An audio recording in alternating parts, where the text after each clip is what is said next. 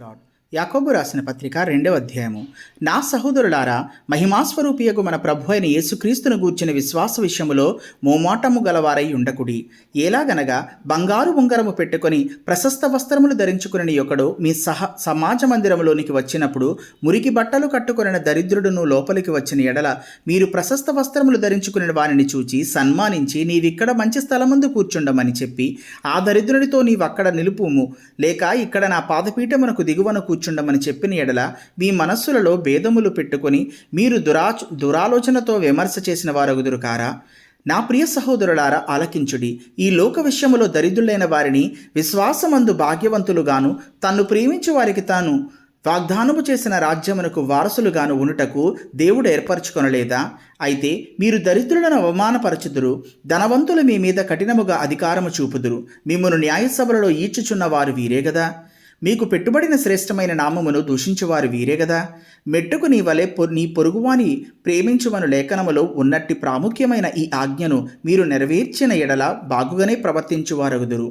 మీరు పక్షపాతము గలవారైతే ధర్మశాస్త్రము వలన అపరాధులను తీర్చబడి పాపము చేయువారగుదురు. ఎవడైనను ధర్మశాస్త్రమంతయు గైకొనియు ఒక ఆజ్ఞ విషయములో తప్పిపోయిన ఎడల ఆజ్ఞలన్నిటి విషయములో అపరాధియగును. వ్యభిచరింపవద్దని చెప్పినవాడు నరహత్య చేయవద్దనియు చెప్పెను గనుక నీవు వ్యభిచరింపకపోయినను నరహత్య చేసిన ఎడల ధర్మశాస్త్ర విషయములో నపరాధివైతివి.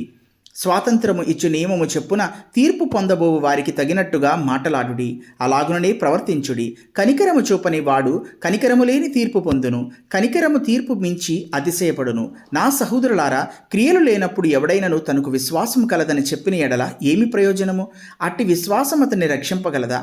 సహోదరుడైనను సహోదరి అయినను దిగంబరులై ఆనాటికి భోజనము లేక ఉన్నప్పుడు మీరు ఎవడైనను శరీరమునకు కావలసిన వాటిని ఇయ్యక సమాధానముగా వెల్లుడి, చలికాచుకొనుడి, తృప్తి పొందుడని చెప్పిన ఎడల ఏమి ప్రయోజనము? అలాగే విశ్వాసము క్రియలు లేనిదైతే అది ఒంటిగా ఉండి మృతమైనదగును. అయితే ఒకడు నీకు విశ్వాసమున్నది, నాకు క్రియలున్నవి, క్రియలు లేకుండా నీ విశ్వాసము నాకు కనపరచుము, నేను నా క్రియల చేత నా విశ్వాసము నీకు కనపరుతునని చెప్పును. దేవుడు ఒక్కడే అని నీవు నమ్ముచున్నావు, అలాగు నమ్ముట మంచిదే. దయ్యములను నమ్మి వణుకుచున్నవి. వ్యర్థుడా, క్రియలు లేని విశ్వాసము నిష్ఫలమైనదని తెలుసుకొనగోరుచున్నావా? మన పితరుడైన అబ్రహాము తన కుమారుడైన ఇస్సాకును బలిపీఠము మీద అర్పించినప్పుడు అతడు క్రియల వలన నీతిమంతుడని తీర్పు పొందలేదా?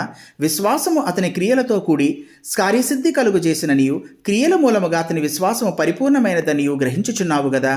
కాబట్టి అబ్రహాము దేవుని నమ్మెను, అది అతనికి నీతిగా ఎంచబడెను అను లేఖనము నెరవేర్చబడెను.